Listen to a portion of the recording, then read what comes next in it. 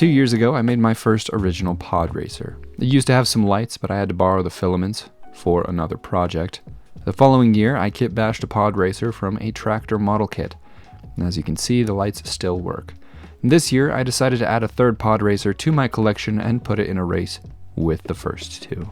This one isn't going to be kitbashed, but seeing that it is 25 years since the release of The Phantom Menace, I thought it would be appropriate to throw Anakin's Podracer into the mix. And think what you will about the rest of the movie, but the pod racing scene is awesome. I began breaking all of the runners out of the plastic bags, and once everything had been released from the plastic bags, I threw them back in the box to release the pieces from the runners. I've found that using this time-tested method of just shaking the runners out of existence is far easier than snipping all the pieces one by one. To be honest, I've been spoiled by snap-fit kits. This Podracer was more finicky and time-consuming than kits of a similar size and number of pieces that you get from Bondi, but even so, it went together pretty quick. I decided to have the fins more open and fanned out on one of the engines and closed, more together on the other, as that's what I saw in the movie while the Podracer was banking during the race. And here's a little demonstration of a bank in case you're not sure what I was talking about. I completed the assembly of the cockpit a little bit out of order, so I had a hard time sticking the upper body piece on. I did eventually get it using some brute force and bending things just to the point of breaking without breaking them, and the last thing to do was to glue the cables from the cockpit to the engines. After the engines and the cockpit were all together, the Podracer was done and it was ready to be painted. I took it outside and I primed it with a metallic silver spray paint. After making sure that the spray paint was completely dry, I was about to do some masking, but I thought, hey, no guts, no glory, and I decided to do some free soloing with the airbrush. I loaded up the airbrush with a nice mustard yellow and I applied it to the fins and to the hatches on the sides of the engines. There was a bit of overspray, as I was expecting, but some isopropyl alcohol and a Q-tip got rid of most of that. I painted in the other standalone details, gave the engines a wash with a black wash sprayed over the entire thing, and removed the wash from all the raised details using more Q-tips. Next, I broke out the water decals that came with the kit and I applied those where they were needed. Bondi kits are easier to put together, but AMT's water decals were far easier to apply. I've never had this nice of an experience with water decals, so whatever AMT is doing, great job, keep it up. After painting up Annie, Podracer was done and ready to join the other two. All three of these racers now have color, but the big one needs lights again. Anakin needs lights for the first time, and this third one needs to be removed from its base so that all three can be installed into one big base. So that's what we're going to do now. I broke out all the necessary LED noodles and then I jumped over to Anakin's Podracer and began the process of drilling a pathway from the standoffs to the spot where the plasma binders will be connected. I bent a little brass rod to fish the wire through the new holes that I had created. Once the wires were through, I soldered them to the filaments. Before soldering the other ends of the filaments together, I added another wire to act as a third strand to be able to braid the filaments into a braid. I then tested my circuit and was happy to see that it was working, and then I finally reimbursed my original Podracer with its own lights. And finally, I disconnected the tractor from its power source and removed it from its base, and all three Podracers were ready to go. To power all of the lights on this diorama, I'm going to be using one of these Conway Castle boards sent to me by David from Terraintronics. It runs off of a 5-volt micro USB and can be adjusted to the right brightness, which is pretty awesome. I grabbed a 12-inch by 16-inch gesso board, which I drilled a hole through to get a power cable to the driver. Once I knew that was going to work, I added some leads to the driver, and the electronics were basically ready to go. I wasn't sure how long this diorama was going to need to be to fit all three of the Podracers, but in the end, I needed to add 2 additional boards for everything to fit. I glued them together end to end using some wood glue and some clamps. After the glue had dried, I threw down a sheet of XPS foam and glued it to the wooden base using some foam safe super glue, and then I broke out my mask before sanding the edges smooth.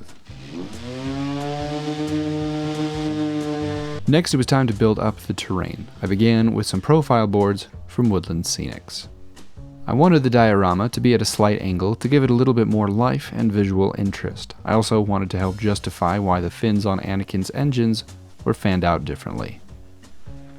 Once the profile boards had been glued down with hot glue, I added some small wooden planks, which will be the main supports holding the standoffs that the Podracers will be propped up on. For the standoffs, I'm using some styrene tubes that I cut about to the right length.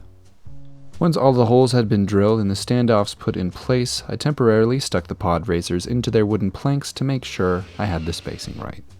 I then applied more hot glue to keep the planks in place permanently, and I glued the other end of the planks into the channels in the profile boards to add a nice bit of sturdiness. Once I knew the positioning of the Podracers was set, I added some foam supports between the wooden planks to be another thing for the coming layers to be able to stand on. After carving more of an organic look at the back of the profile board, it was time to add some shaper sheets. After cutting, crinkling, and gluing the shaper sheets over the entirety of the hillside, it was time to add some rigidity using a layer of plaster applied directly to the sheets, as well as a layer of plaster cloth to hide the seams between the sheets.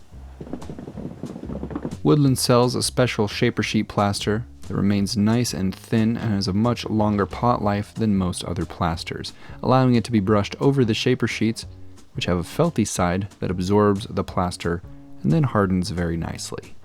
Once that layer of plaster had been brushed on, I cut out and slapped on the previously mentioned plaster cloths. I've found that wadding up the cloths after they've been soaking for a bit disperses the plaster more evenly and helps hide the fabric mesh texture that they come with. I then blend them into the terrain using my gloved hands. One final thing that I did was add a layer of sculpt mold. I added this where I wanted a little bit more volume and then spread it out to get a more consistent texture across the whole hillside. Once that had all been smeared and smoothed out, I set it aside to dry and I cleaned the plaster powder off of my hobby mat. When all the plaster was dry, I brought it back to my workstation and I cut a hole in the back to create a pathway for the wires.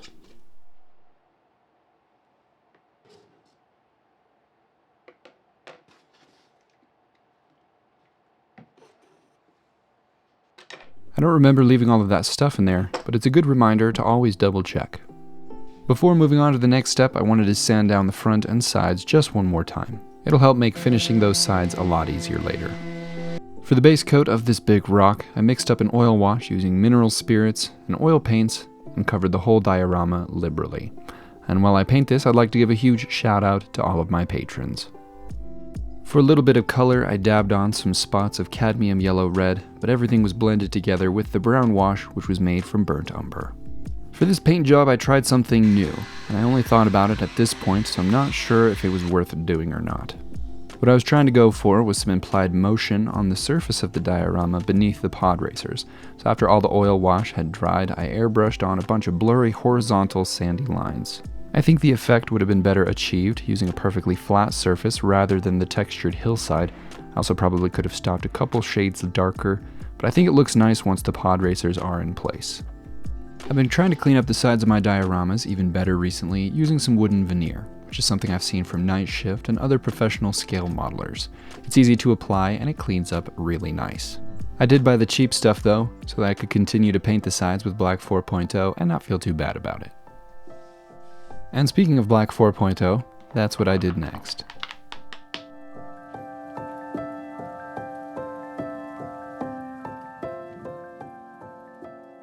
The last thing to do was to put all of the Podracers into their positions and make sure that the wires running from each Podracer were connected all together properly, meaning all of the positives were with the positives and all the negatives were with the negatives.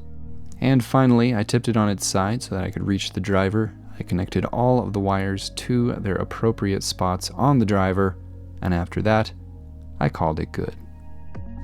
Before my final shots, please take a moment to appreciate all of the beautiful Podracers that my patrons built for the monthly art challenge.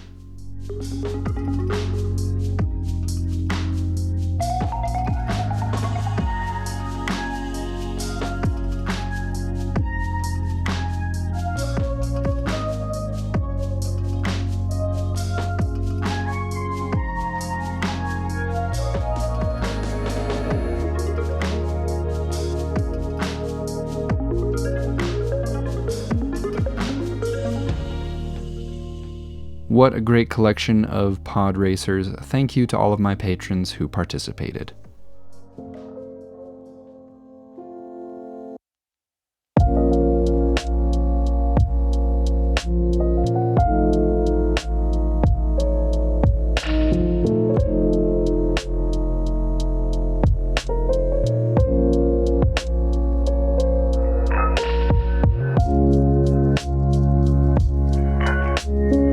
That is it for this video. Thank you all so much for watching. Hope you enjoyed. Huge shout out as always to my patrons. You guys are the best. Have an awesome week, everyone. I'll see you next time.